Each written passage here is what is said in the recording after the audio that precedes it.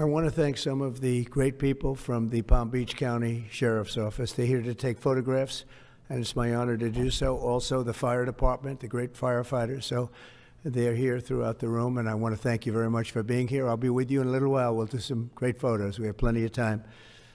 Policemen, policewomen, and firemen, firewomen, they're here, and we appreciate it very much. You've done a fantastic job. I think it's very important to state that incredible things are happening in our country. I think we've made more progress in 3 weeks than they've made in 4 years, especially with respect to the reputation of our country.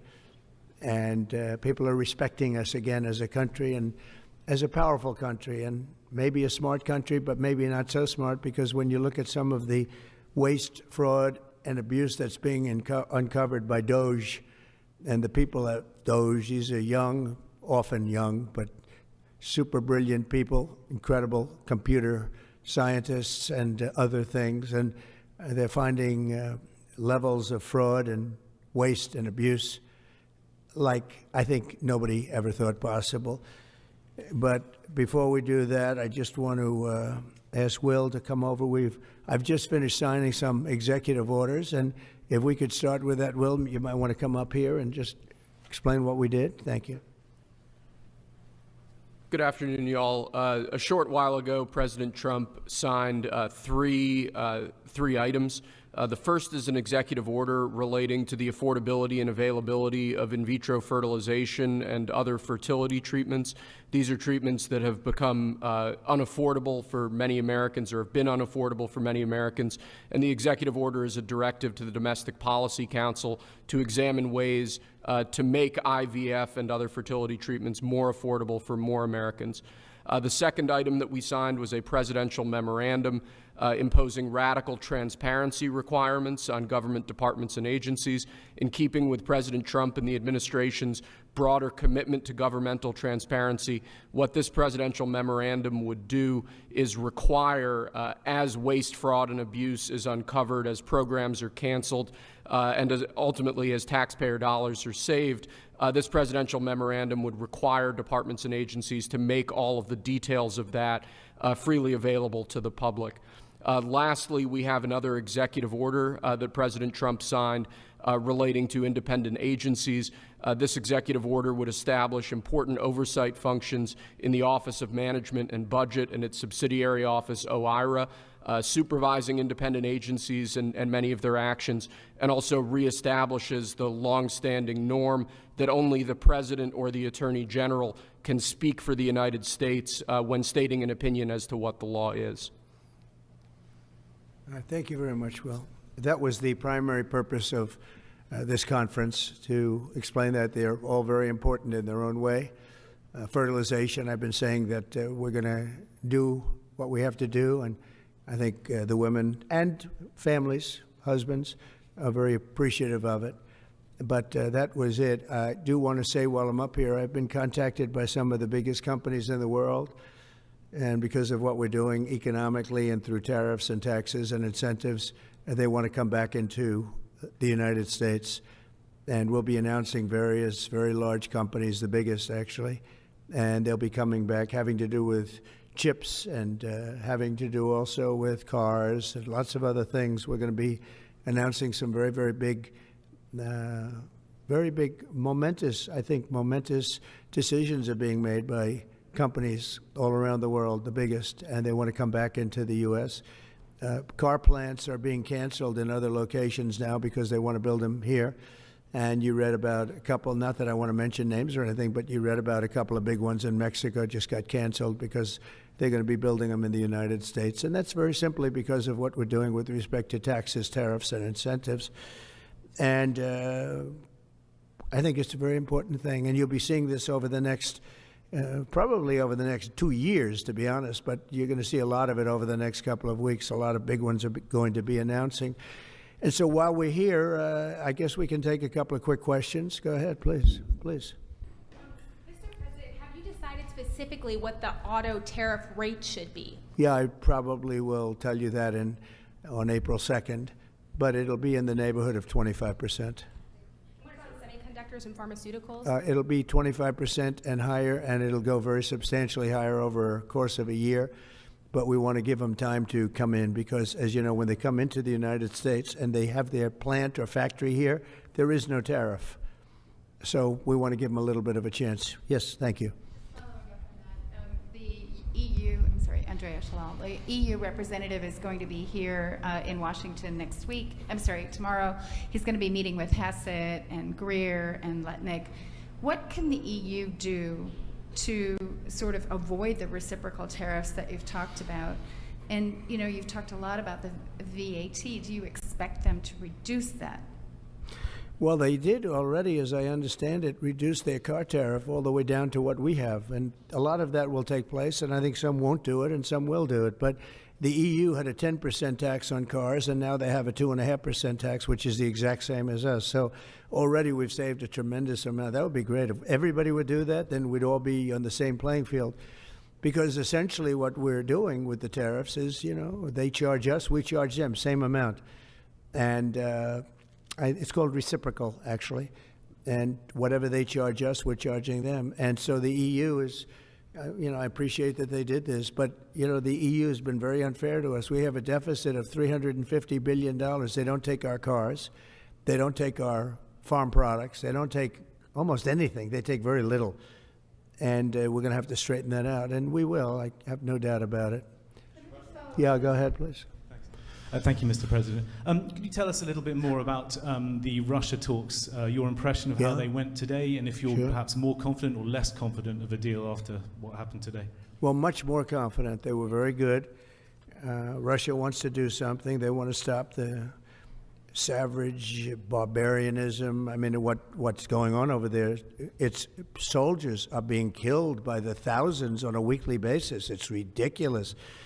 And they're not American soldiers. They're Russian soldiers, and they're Ukrainian soldiers largely, although a lot of Koreans have been killed, as you know. Quite a bit of them have been killed. They came over to fight, and a large portion have been wiped out. But we want to end it. It's a senseless war. It should have never happened, would have never happened if I was president, and it's a shame to see it. And I see pictures that you don't see, but I see pictures of fields that look just horrible. It looks like Gettysburg. If you see the old pictures of Gettysburg, it's soldiers lying all over the field, body parts all over the field. They're all dead. And this is going on a daily basis. It's a horrible thing. Both Russia and Ukraine, they're losing thousands and thousands of soldiers, and a lot of people have been killed too. I think that's one of the things that you'll see historically, and you'll see later on as it goes along. I think people are going to be surprised at how many people, not only soldiers, have been killed in Ukraine. A lot more people than you think. Yeah, please. President Trump, as part of a peace deal with Putin, would you be willing to consider removing all American troops from Europe? Well, nobody's asked me to do that, so I don't think we'd have to do that. I wouldn't want to do that. But that question's never really come up. Yeah.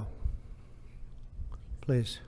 Sir, do you support stationing European peacekeeping troops in Ukraine as part of this peace deal? If they want to do that, that's great.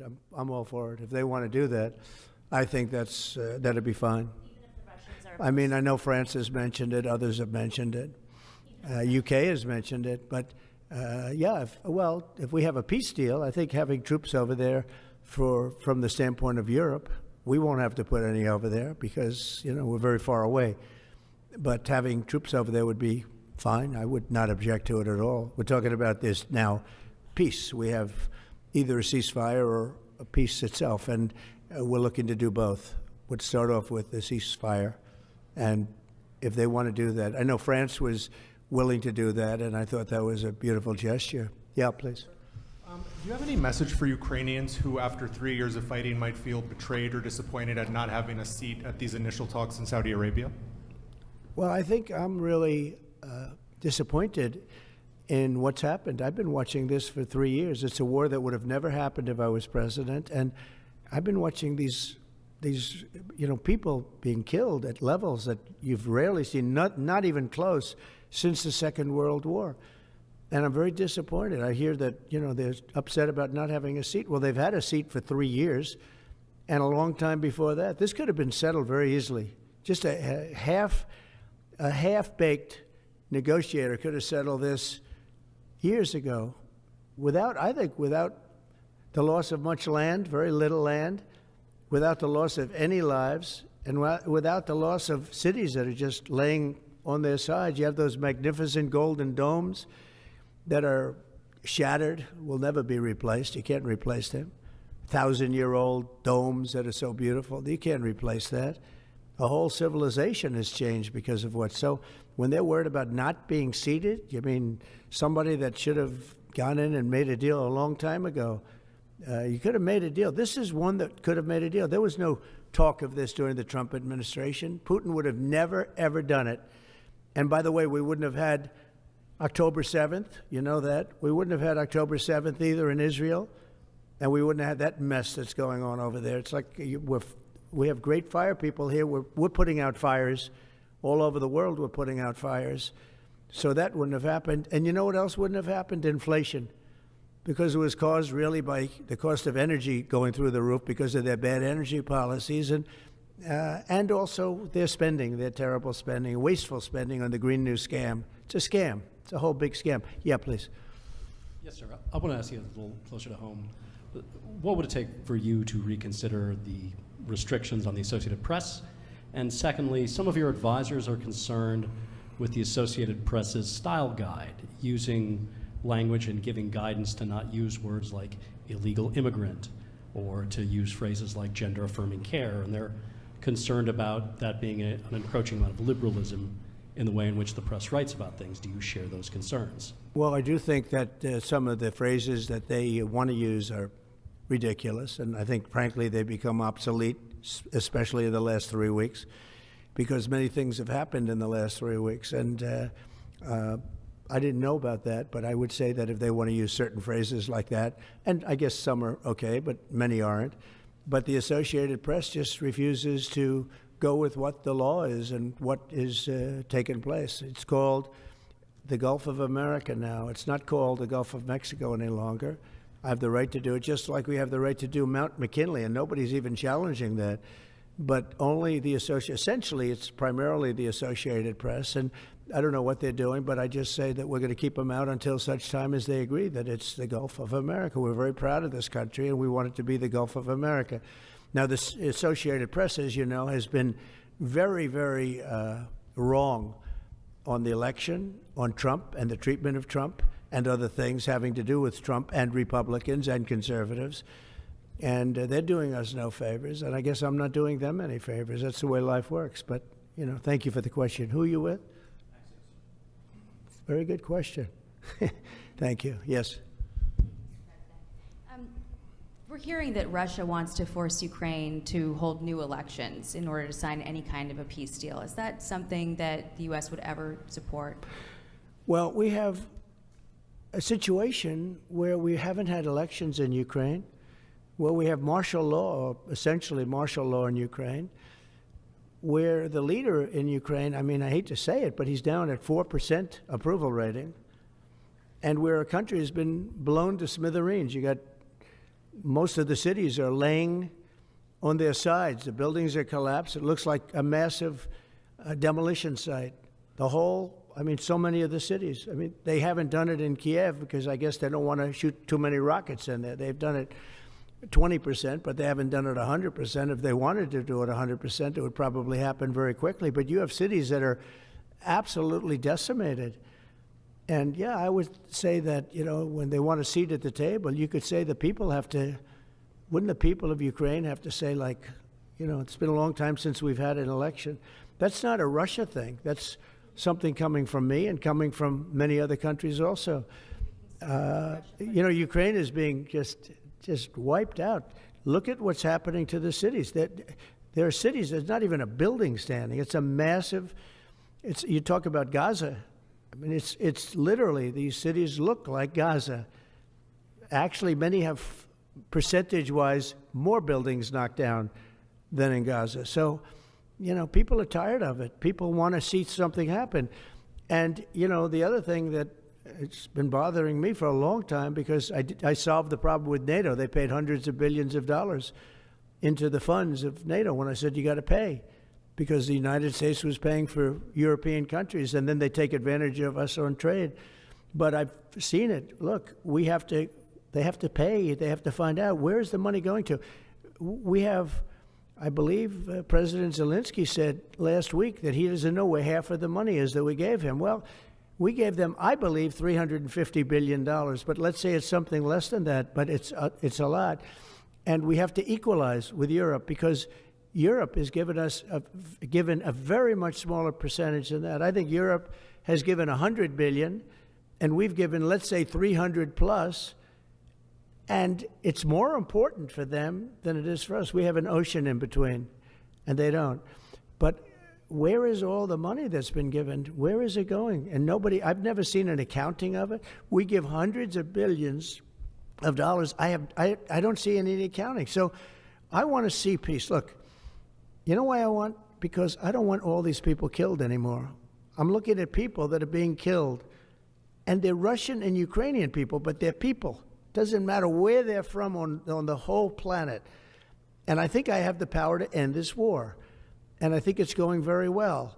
But today I heard, we weren't invited. Well, you've been there for 3 years. You should have ended it 3 years. You should have never started it. You could have made a deal. I could have made a deal for Ukraine that would have given them almost all of the land, everything, almost all of the land, and no people would have been killed, and no city would have been demolished, and not one dome would have been knocked down. But they chose not to do it that way. And President Biden, in all fairness, he doesn't have a clue. What he was so bad for this. He was so bad, so pathetic, so sad. But with all of that being said, look, it is what it is. When I left, there was no chance that this could have happened. But it happened because we had incompetent leadership at many different levels. But when you see what's taken place in Ukraine with millions of people killed, including the soldiers, millions of people killed, a big percentage of their cities knocked down to the ground. I don't know how anybody even lives there. You know, when they say they took a poll and Zelensky's at 4%, who's living there? You know, I mean, it's hard to believe that people live there. Their cities are being knocked down, and this is something that would have never happened. And by the way, for 4 years, it didn't happen. It was never going to happen. Go ahead. One follow-up question. How would you counter the perception, because Russia's pushing for this, obviously, they don't really hold true elections, that would be a capitulation of some sort? How would you guard against potentially Russia installing a puppet government? And then finally, how would that new election have an impact on getting Zelensky to sign the rare earth minerals deal? Look, you have leadership, and I like him personally. He's fine. But I don't care about personally. I care about getting the job done. You have leadership now that's allowed a war to go on that should have never even happened, even without the United States. Look, we had a president who was grossly incompetent. He had no idea what he was doing. He said some very stupid things, like going in for portions and all of the things. He made a lot of bad statements, but he's grossly incompetent, and I think everyone knew that. This is something that should have never happened, would have never happened. And I used to discuss it with Putin. President Putin and I would talk about Ukraine. It was the apple of his eye, I will tell you that. But there was never a chance of him going in. And I told him, you better not go in. Don't go in. Don't go in. And he understood that. He understood it fully. But I'm only interested. I want to see if I can save maybe millions of lives. This could even end up in a World War III. I mean, to be honest with you, you've been hearing now Europe is saying, well, I think we're going to go in and we're going to go. All of a sudden, you're going to end up in World War III over something that should have never happened. And, you know, it's a very sad situation. Yeah, please. In a court filing, the White House said that Elon Musk is not a DOJ employee and has no authority to make decisions. Can you clarify for us today well, what Elon his Musk, exact role is there? Yeah. Elon is, to me, a patriot. So, you know, you could call him an employee, you could call him a consultant, you could call him whatever you want. But he's a patriot. I mean, look at the kind of things. I just said, just write it down, just in case that question got asked, right? And which I'm surprised it took so long, actually. But you know what?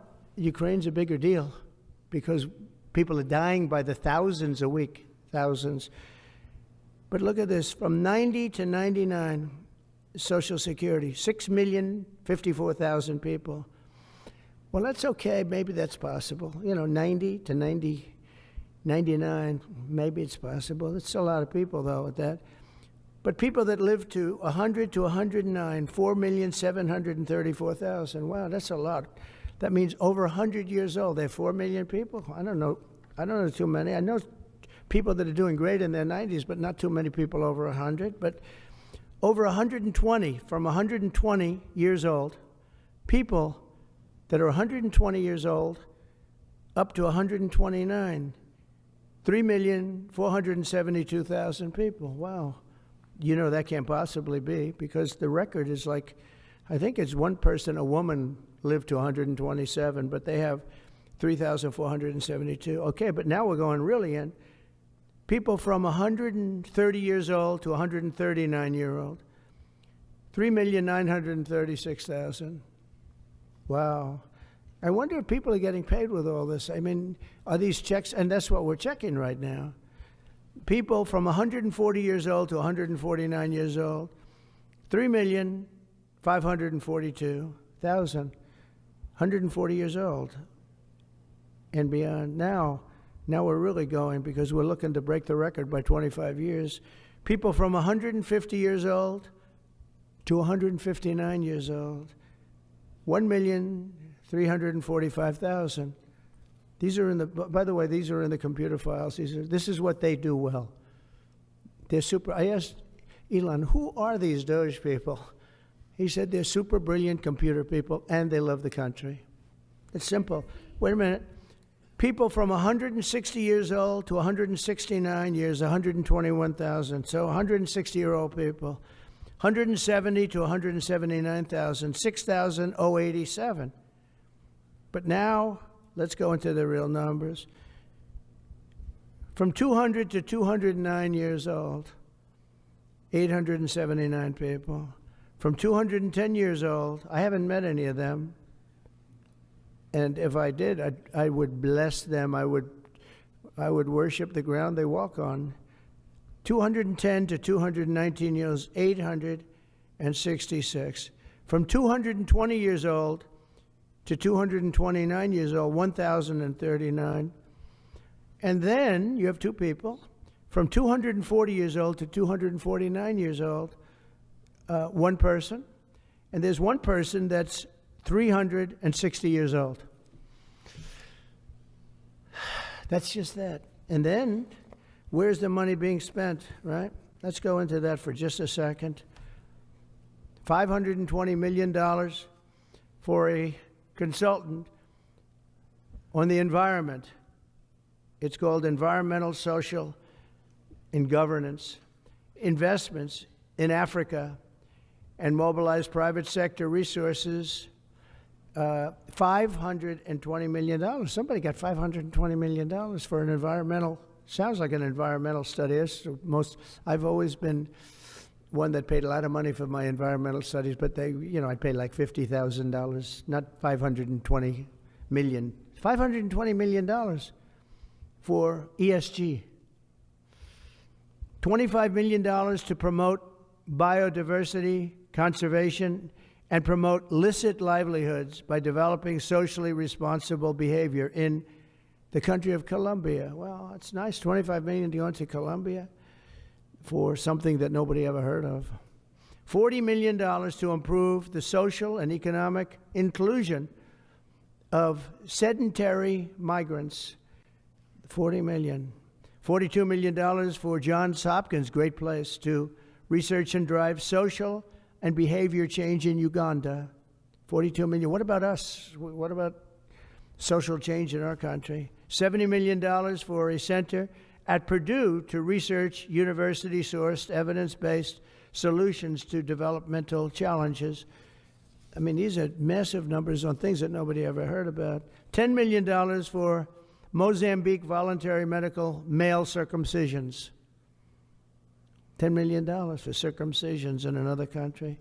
$9.7 million for UC Berkeley to develop a cohort of Cambodian youth with enterprise-driven skills. In other words, let's teach them something about enterprise. What about our people?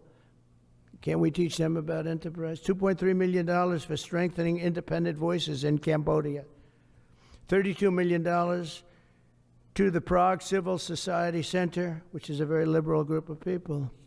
Wonder how much of that money came back to the people that approved it. $14 million for improving public procurement in Serbia.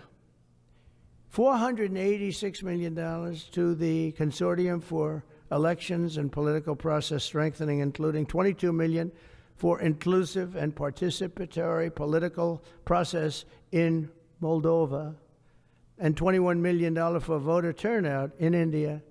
Well, why are we giving $21 million to India? They got a lot of money. They're one of the highest taxing countries in the world in terms of us. We can hardly get in there because their tariffs are so high. I have a lot of respect for India. I have a lot of respect for the Prime Minister. He just left, as you know, 2 days ago. But we're giving $21 million for voter turnout. It's voter turnout in India. What about, like, voter turnout here? Oh, we've done that, I guess. We did $500 million, didn't we? It's called the lockboxes. $20 million for fiscal federalism in Nepal. Listen to these numbers. This is all fraud. $19 million for biodiversity conservation in Nepal. $1.5 million for voter confidence. We want to give them confidence in Liberia. $14 million for social cohesion in Mali. $2.5 million for inclusive democracies in South Africa. $47 million for improving learning outcomes in Asia. Asia's doing very well. They're doing a lot better than we do in the schools, aren't they? $2 million to develop sustainable recycling models to increase socioeconomic cohesion among marginalized communities in Kosovo and Eskali and in Egypt. We're talking about hundreds of billions of dollars. I could, by the way, I could read this all day long. I could go on all day long, and you'll see hundreds of billions of dollars, and we're doing it. But when I saw the Social Security numbers, I said, wow, that's really something. So we have, let's just go above 100 years old. We have millions and millions of people over 100 years old. Everybody knows that's not so. We have a very corrupt country, and it's a sad thing to say, but we're figuring it out. Now, the good thing about Social Security and what I read is if you take all of those numbers off, because they're obviously fraudulent or incompetent, but if you take all of those millions of people off Social Security, all of a sudden we have a very powerful Social Security with people that are 80 and 70 and 90, but not 200 years old. You know, so it's a very positive thing. How about over here? Yeah, please. Your reaction to Michelle King, the head, resigning after the DOJ? Who resigned? I don't know. I mean, I resigned or got fired. I think got fired. You know, when you fire somebody, they always resign, and then they say, we resigned. But when you have numbers like that, I think really it's got fired. They have to get fired. Who would keep them? How could you have numbers like this? Now, the big thing is, how many of these people got paid? Were they getting paid? Were they getting paid? How many of them were getting paid Social Security? Because if that's the case, it's a massive fraud. We'll have to call those great Palm Beach police into this situation, right? You guys would figure that out very quickly. But how many of them are being paid? I mean, maybe millions of them, but it's a total fraud. Also, a lot of illegal immigrants are in Social Security that shouldn't be there. Yeah, please, go ahead. Mr. President, there was a big wave of probationary federal workers who were fired over the weekend. Some of these workers focus on nuclear weapons security, were immediately rehired. Do you have any concerns about how these terminations have No, played? not at all. I think we have to just do what we have to do. It's, you know, you're gonna, it's amazing what's been found right now. It's amazing. If we feel that in some cases they'll fire people and then they'll put some people back, not all of them, because a lot of people were let go. Don't forget, I got elected on the basis of making our government stronger and smaller, because we have millions of people that obviously they're paying millions of people that shouldn't be paid. And that has also to do with workers. Yeah, please. No, go ahead. Axios, New York Times. Sorry. Mr. President, given your concerns about corruption, you said that if there were any conflicts of interest with Elon Musk, you wouldn't let him anywhere near it. That's right. Doge and SpaceX employees are now working directly at the Federal Aviation Administration and the Defense Department. agencies that have billions of dollars in contracts with Musk's companies or that directly regulate his companies. How is that not a conflict of interest? Well, I mean, I'm just hearing about it, and if there is, and he told me before I told him, but obviously I will not let there be any conflict of interest. He's done an amazing job. They've revealed, in fact, he's going to be on tonight, a big show called Sean Hannity at 9 o'clock, and he's on and I'm on, and we talk about a lot of different things. And any conflicts, I told Elon, any conflicts, you can't have anything to do with that. So anything to do with possibly even space, we won't let Elon partake in that. Yeah, please. On immigration, sir, you said you would be sending the worst of the worst to Guantanamo Bay. What we're finding out is that there are a lot of low-risk migrants who don't have a criminal background who are also being sent. Are you thinking about this differently now? No, they're going to be brought back to their countries. And with some persuasion, every one of those countries, everyone in the, as you know, every country is taking the people back. So some of them are going to be brought back to, many of them, any of them that are low risk, as you say, are going to be brought back to their countries. Yeah, go ahead, please. Can you give us a bit of an update on where you stand with Venezuela? Yeah, it's oil. There's basically a monthly license that can soon extend. Well, you know, we had Venezuela on the run, and it looked like that was going to be very good. And when Biden came in, as he always does, he screws it up. And they started buying millions and millions and millions of dollars of oil, billions of dollars actually, of oil, and it gave them a new lease, a new really lease on life. But we'll see. We had some pretty good discussions with a lot of people within our government and the United States government that are involved in that. And Venezuela's a little bit early, but, you know, we were not buying from Venezuela when Biden came in for whatever reason. Instead of just taking the beautiful, as I call it, liquid gold, we have more than anybody, they started paying a fortune to Venezuela, and we're looking at that, actually. Why did they do that? Why were they doing that? Why would they go to the enemy and give them billions and billions of dollars? Now, with that being said, as you know, Venezuela has said very strongly they will not take any illegal immigrant, any of the people that they sent over to us. They sent their gangs, probably the worst gang anywhere in the world, as bad as MS-13, maybe worse. And they came out of the jails of Venezuela. They emptied their jails into our country. And they said, we'll never take them back. Well, they took them back, and they're taking them back, and they are taking them back rapidly. They were sending a lot of people to Venezuela. They said they wouldn't take them back, and they are taking back. But we're looking at Venezuela very seriously, and we're going to be able to. Don't forget, I've only been here for 3 weeks. Yeah, please. Just a little clarity on, are you inclined to continue to allow Venezuela, through, I think, Chevron and other oil companies, to export those petroleum products, or are you maybe not to pull back on Yeah, maybe not. We're looking at that now. I just got here. When I left, they weren't doing anything. They were ready to go. We give up.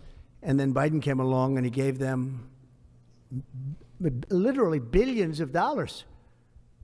I couldn't believe it, actually. And we have so much under our feet, liquid gold. We have so much, and it was pretty amazing. So we're looking at that whole situation, why he did it.